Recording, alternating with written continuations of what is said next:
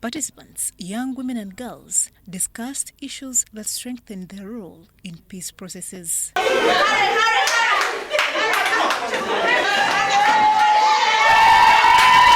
Sheila Waweru of the American Friends Service Committee and Salam Hub highlighted the organization's mission to strengthen women-led peace initiatives across the Horn of Africa. Today we're in Uganda, but we operate in the Horn of Africa, so we are here to train women peace builders and women from women-led organizations to advocate for women's participation in peace building. Notice a trend of women being involved in peace building at the grassroots level, but not so much in the international level. So the reason why we are doing this is to get them there to the international level.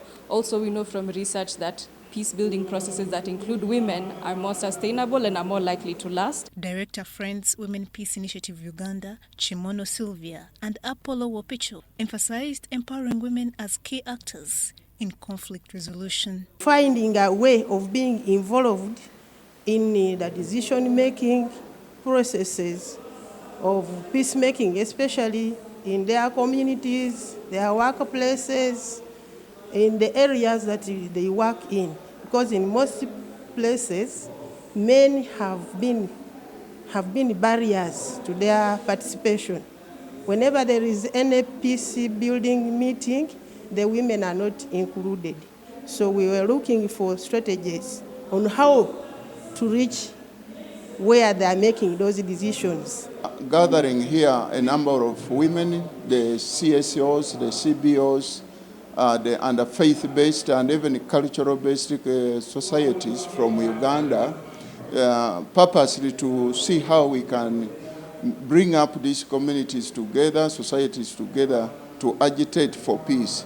Alongside their objectives of their organizations, we want them to chip in the issues of peace for women, especially in homes, the vulnerable communities, the lame and others, those who don't have the voices out. Facilitators in human rights, gender equality and advocacy equipped participants with practical skills. What I handled today, I managed to discuss women inclusion in Uganda and in the Horn of Africa. I took people through the different frameworks, the laws that we have in place. For example, the United Nations Security Council Resolution 1325 that provides for peace building, among other laws. Facilitated a session on the significance of having women's voices in conflict resolution and peace building. Saying that for sustainable peace to actually exist, it has to involve the women, because the women are the community gatekeepers. They raise the children. They are involved in those roles that influence the sustainable peace to arrive.